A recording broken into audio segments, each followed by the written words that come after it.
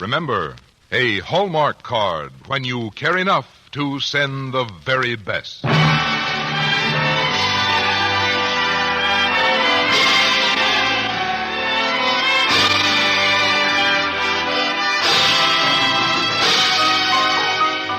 Tonight, from Hollywood, the makers of Hallmark greeting cards bring you Ward Bond in Katharine Haviland Taylor's The Failure on the Hallmark Playhouse. Each week, Hallmark will bring you Hollywood's greatest stars in outstanding stories chosen by one of the world's best-known authors, the distinguished novelist, Mr. James Hilton.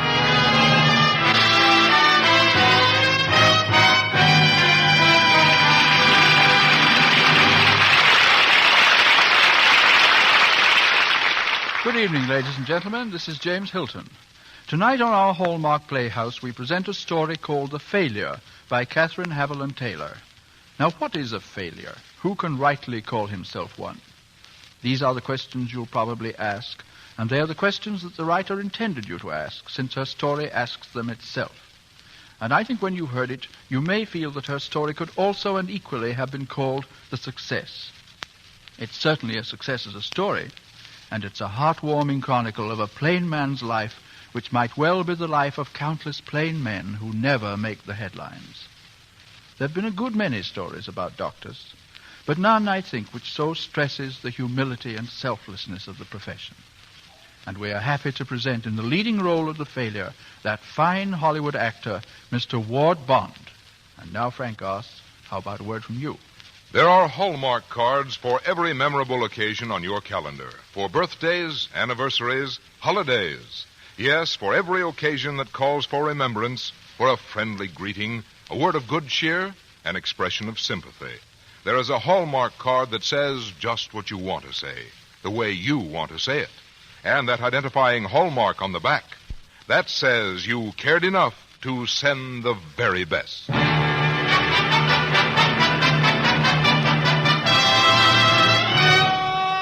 Hallmark Playhouse, presenting Katharine Haviland Taylor's The Failure, and starring Ward Bond.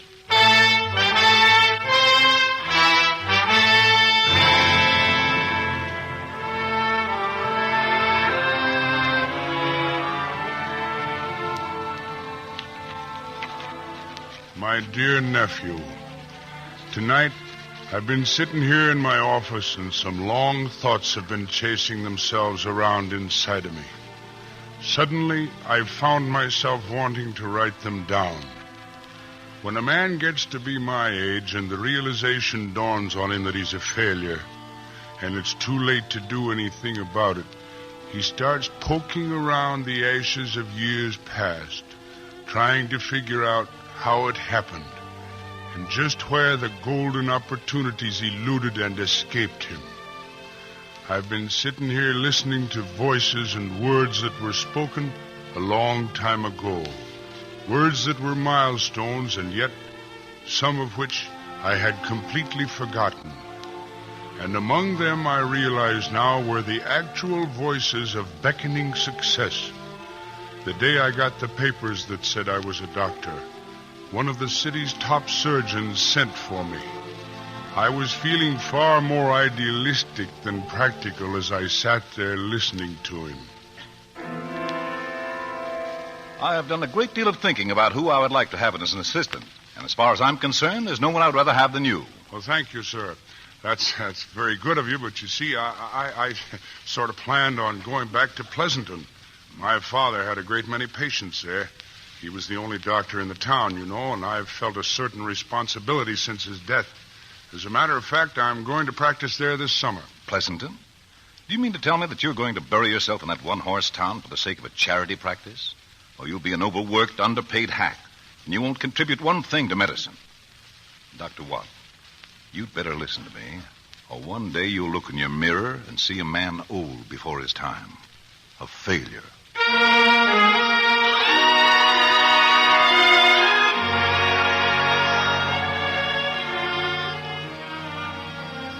It was late the next night when I got to Pleasanton. My mother was sitting up waiting for me. I told her about Dr. Bartlett's offer. She didn't have much to say. Well, son, you'll have to think it out for yourself. What's this box of walnuts on the desk, Mother? Ed Willoughby dropped those by this morning. He said it was part payment for opening the boil on his little girl's neck. Oh, I see. Yes, come in. Evening, Miss Watt. Evening, Eli. Evening, Andrew. Evening. My girl, she burned herself. Spilled an oil lamp. Bad? Pretty bad. How much for coming out, Eli? How much will you pay? 50 cents. And not 1 cent more. All right. I'll be right with you.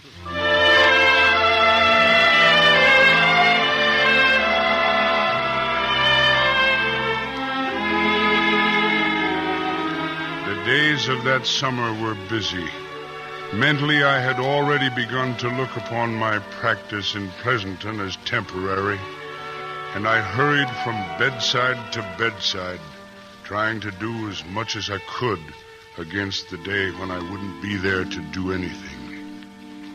How's the patient, Aggie O'Brien? She's going to be all right. Oh, praise be to God. Oh, I'm tired. You got anything to eat? Oh, I got a nice pot of stew for you. Well, who paid us off in meat? Mark Peters, for his mother-in-law's gallbladder. Well, good for Mark Peters. Mrs. Arnheim was by. She said she'd drop by again tomorrow. She had no business out of bed. I told her to rest. She wanted to spare you the trip out there. It's pretty hard for a woman with 5 kids to stay in bed. She says if you can keep her above ground till next year when Molly's 14, why then Molly can do for the kids. Do they actually think that I can measure their time? Grant their request to stay alive until the kids can manage? Mom, do they think that I'm God? Some of them do. And the ones that don't are pretty sure you have a speaking acquaintance with him.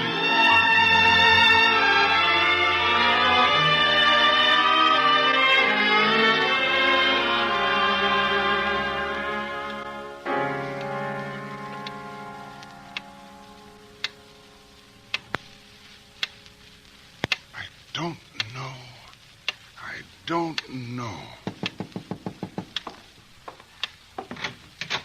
Oh, hello, Bill. Come on in. Hi, Doc. I brought down a couple of chickens. I put them out in the coop. Didn't know whether it was too late to knock or not, but I saw your light. Oh, I was just sitting here thinking things over. Susan said a couple of chickens wasn't much in exchange for a baby, but we'll send some more down when we can. That's all right.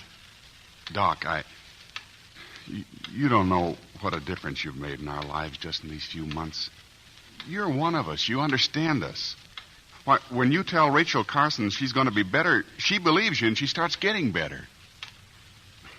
Well, I'd better be moving on. Susan will start worrying.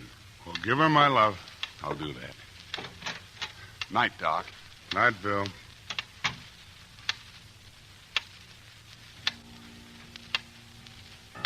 Oh, God, I know I'm weak. And I hope you'll see your way clear to forgive me, but I've got to pass the opportunity by. I've just got to stay here in Pleasanton.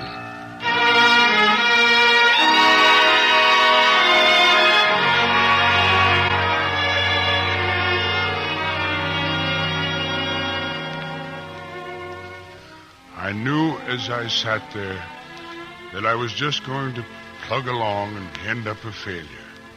Mother died soon after that. And then your father, Jimmy, and your mother and you came to live with me. And of all the voices I remember, it is your voice I remember loudest and clearest. Hey, what's going on out here? I threw rocks at a girl. Well, that wasn't very nice, was it, Jimmy? Why did you throw rocks at a girl? Because she was a girl. I don't like girls. Why? Because they're girls. Where are you going? On a case. Want company? Well, there's nothing I'd like better. Hop in. You know something? What? When I grow up, I'm going to be just like you. I'm going to cut people open and take out their pains and sew them up again. So you want to be a doctor? Just like you. We'll make you a better doctor than I am. We'll manage Vienna for you, Jimmy. Uncle Eli, you're the best doctor in the world. Well, suppose we just say that I'm the best doctor in Pleasanton. Outside of Pleasanton, Well, that's another story, Jimmy. That's another story.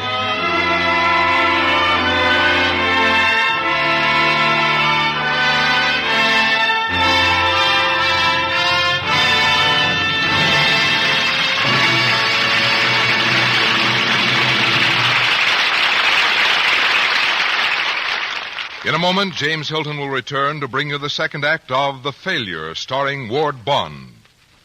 Sometimes, in a moment of inspiration, an author will write a phrase, a sentence, that illuminates his whole philosophy as though it were a flash of lightning. And this is the case with William Hazlitt, the famous English literary critic.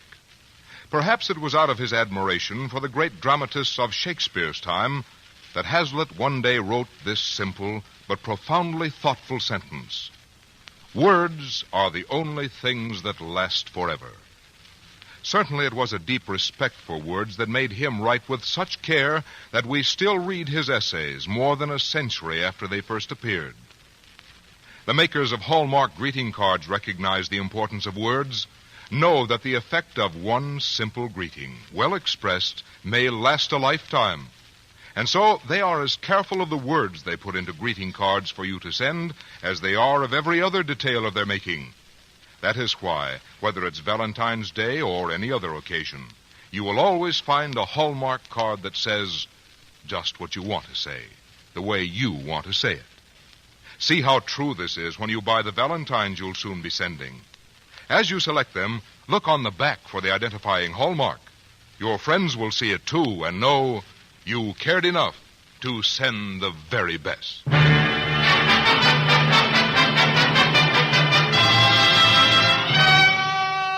Now we present the second act of Catherine Haviland Taylor's The Failure, starring Ward Bond.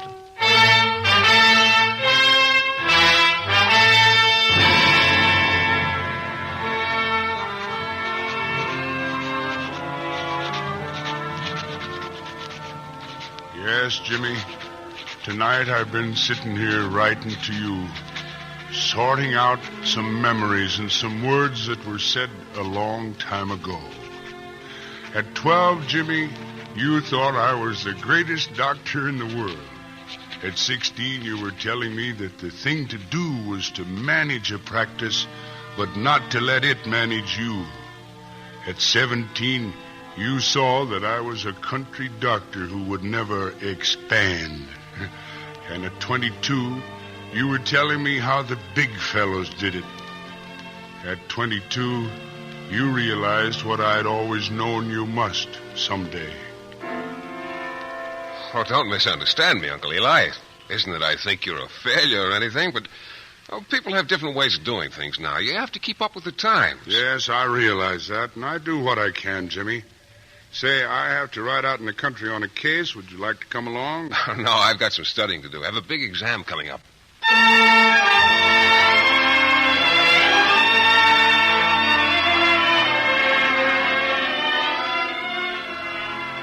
Jimmy, I can't tell you how very proud I am of you.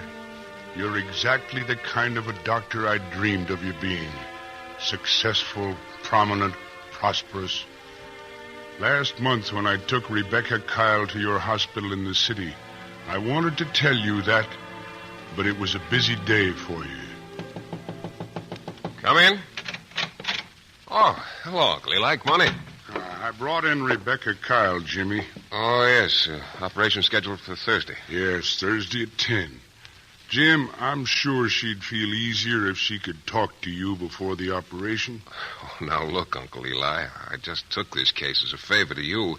I have a lot to do before Thursday. The Kyle case is a very simple operation. Well, I know, but there's a psychological thing involved here.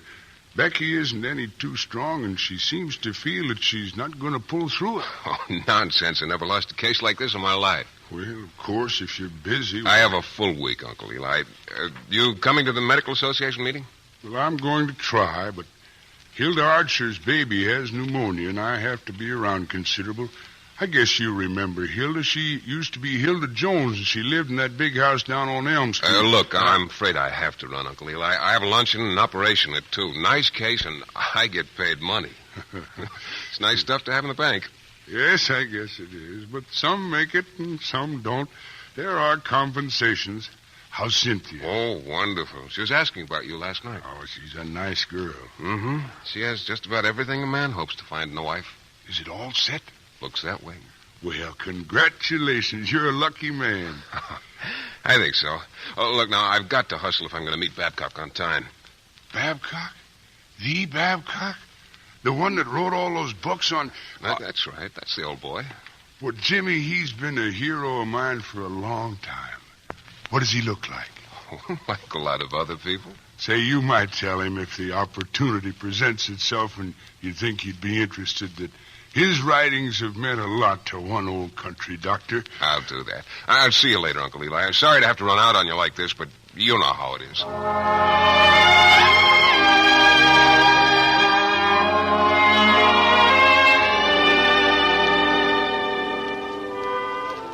Jimmy, I was glad that you were going to have lunch with Babcock. You see, he was the one man I had always wanted to meet more than any other. On the way back to Pleasanton, I stopped and picked out a posy and sent it over to Cynthia as a sort of an engagement remembrance.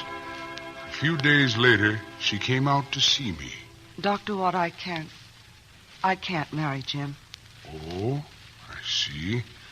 Well, I'm sorry to hear that, but if you can't, you can't. That's all there is to it. I wanted to explain to you. You see, Jim hasn't any idea at all what is important in life. Everything you have, he's missed. Everything I have? Everything. Friendship, love, admiration, sense of proportion, a sense of values.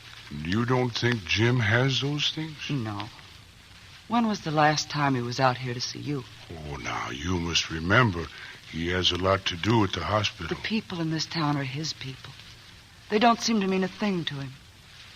Dr. Eli Watt is a human being. Jim's a complete washout, a failure. Well, Cynthia, I don't know quite what to say to you. Excuse me. Hello? Yes, Jim. Oh, she has. Uh-huh. I see. All right, I'll come right in. What is it? Becky Kyle, Jim wants me to go right down to the hospital.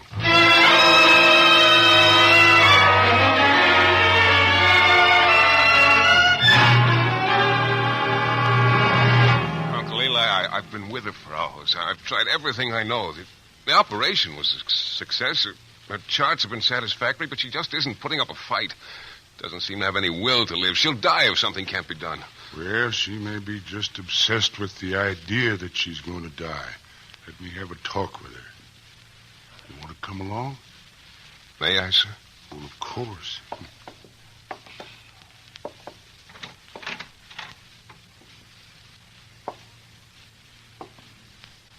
Becky. Becky, it's Dr. Eli. Becky, open your eyes and look at me. Becky, open your eyes. That's better. No, don't close them. I want you to look at me. That's right. You know, it's mighty nice out in Pleasanton. The lilacs by your house are coming out. And Ted fixed that board that was loose in the front steps. And the other night when I stopped by to see how he and Tilly were making out, he was out in the kitchen trying to iron her dresses. You should have heard the language he was using over that iron. You know, he's coming in again tomorrow to see you. How's my baby? I saw her this morning. She was crying for you. Oh, when she cries, she won't eat. That's right. But you see, Becky, we promised her you'd be home today. You promised her? Yes. And you could have been. I could have been. Why, sure. The operation was a success. You're just wasting your time lying here in bed now. You mean it, Doctor? You really mean it? Haven't I always told you the truth? Straight out, Becky. Yes. Well,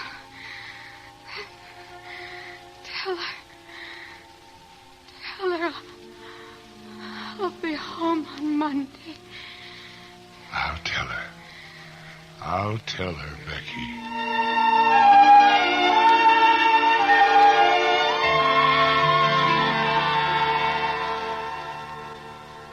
Yes, Jimmy, I've been sitting here thinking over a lot of words and what they meant to me as I listened to them and stored them away for future reference. It was only a few days after Becky Kyle left the hospital that you asked me if I would attend the County Medical Association dinner with you. I was very proud that you had asked me to go with you. And I was sorry that I was late, but Mary Smith's baby was born, and it was a long and hard delivery. I was surprised that no one had started to eat when I got there. I stood in the doorway, and then somebody pointed out a place to me. It was at the head of the table. I thought there was some mistake, but I was hungry, so I pitched in and started to eat. You, seem hungry, Doctor. Well, I am. I haven't eaten since this morning. Oh, I don't believe we've met. My name is Watt. I'm from Pleasanton. My name's Babcock. Babcock? Gentlemen, as you all know, this dinner is in honor of my uncle, Dr. Eli Watt. In honor of what did he say? Yes, in honor of you, Dr. Watt. That's why we're here. Last month, he saved the life of a patient of mine, Becky Kyle, through the knowledge and use of applied psychiatry. Well, that was one case. Through the many years of his life, he saved thousands of Becky Kyles. He's brought them into the world, bound up their skinned knees, treated their dogs and their cats, sat by their bedsides, loved them, prayed for them, wept over them, brought them hope and courage by just appearing when they were ill, and many times gave them added years to live before he left. I'm proud that I'm related to him, just as every gentleman on this board must be proud to know him. He's a fine and good man, and in my opinion, the most successful man among us. Gentlemen, Jimmy, you do me far more honor than I deserve. But thank you, and God bless you for this moment.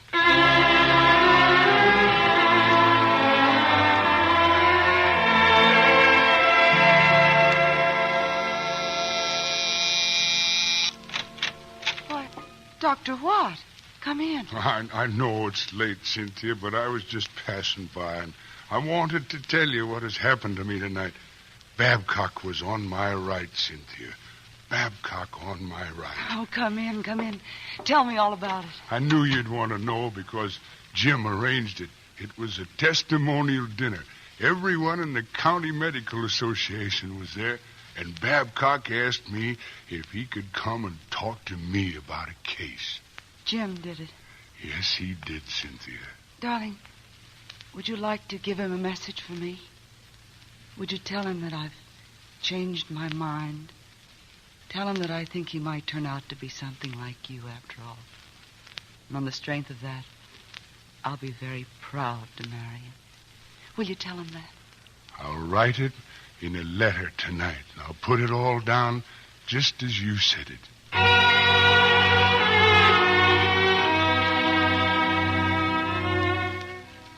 It was after 2 by the time I got home, and as I sat down and started to write this letter, the telephone rang.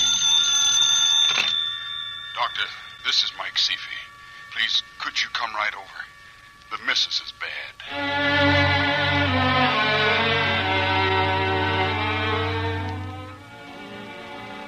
I knew there was 10 miles ahead of me as I started my car. But the thought of the miles didn't tire me as they sometimes did late at night. I was feeling young again, and I found myself thinking that with luck, I could go on for a good many years longer. I looked up, and the stars were bright and close through my windshield. And I said to them, as so many of my patients had said to me, just a little more time. A little more time. And so I arrived at Mike Seafy's and went in to his wife's bedside. It's all right now, Mary.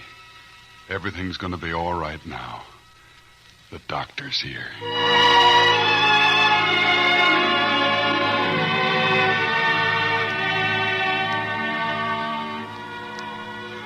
And Jimmy, as I stood there, I suddenly realized that it was these words that kept me in Pleasanton all these long years. It was my patient's faith in me that gave me faith in myself. It was these words that had been telling me for so many years that I was not a failure. But I'd never really heard them before tonight. It's all right now. Everything's going to be all right now. The doctor's here. Jimmy, may you hear those words over and over through all the days that you live.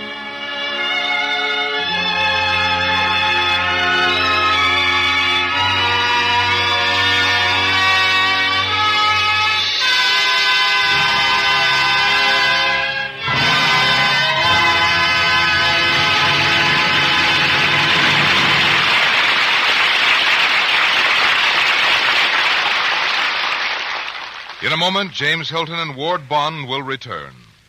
But now I'd like to remind you that it's time to start thinking about Valentine's, because Valentine's Day is only a little more than 2 weeks away. You'll find so many different Hallmark Valentines to choose from, it's easy to find just the right one to send every person who is dear to you.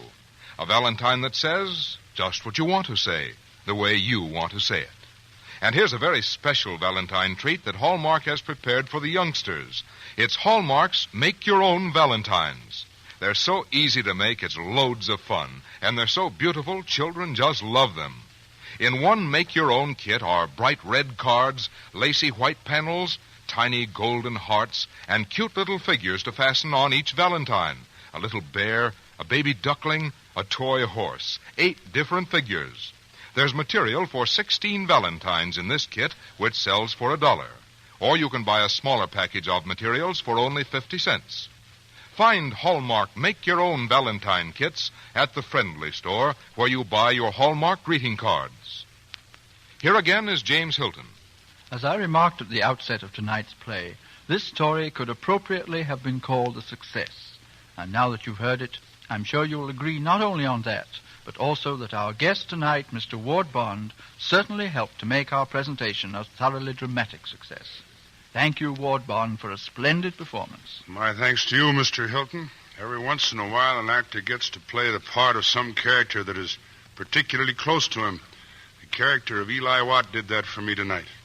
Maybe it's because I'm a country-bred boy myself, but the country doctor, is something that is tied up with the tradition of our country, a part of a pattern of living that is unforgettable. He's had a lot more to do with keeping people happy than many of us realize. While I'm on it, so do your fine Hallmark greeting cards in something of the same way. They bring a lot of happiness and good cheer wherever they make a call on anyone. Thank you, Mr. Hilton, for inviting me tonight, and thank all the Hallmark people for me. You're welcome anytime, Mr. Bond. And may I add that next week we have something rather special, both as to our story and our star. We shall dramatize the early life story of Abraham Lincoln from one of the literary classics of our time, Carl Sandburg's masterpiece, The Prairie Years. And in the great role of Lincoln himself, we shall present one of Hollywood's truly great stars, Gregory Peck. And the following week, when we shall all be in a Valentine mood, we shall present a memorable love story, Smiling Through, with another great star, Lou Ayres. And the week after that, we shall be proud to welcome Joan Fontaine in Random Harvest. Our Hallmark Playhouse is every Thursday. Our director-producer is Dee Engelbach. Our music is composed and conducted by Lynn Murray, and our story tonight was adapted by Jean Holloway. Until next Thursday, then, this is James Hilton saying good night.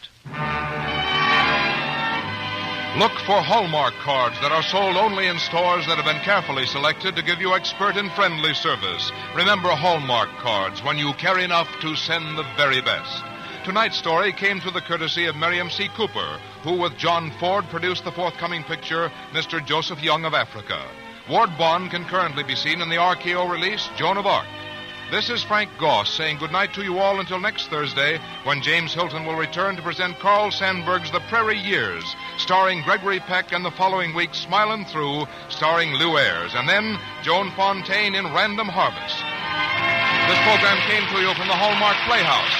This is CBS, the Columbia Broadcasting System.